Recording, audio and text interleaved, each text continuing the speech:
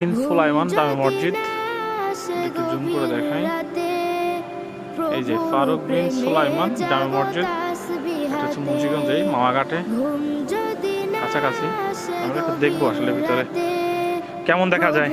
প্রেমে জাগতাস বিহাতে পশু পাখি গাছ গাছালি প্রভুর প্রেমে জেগে করে মিতালি।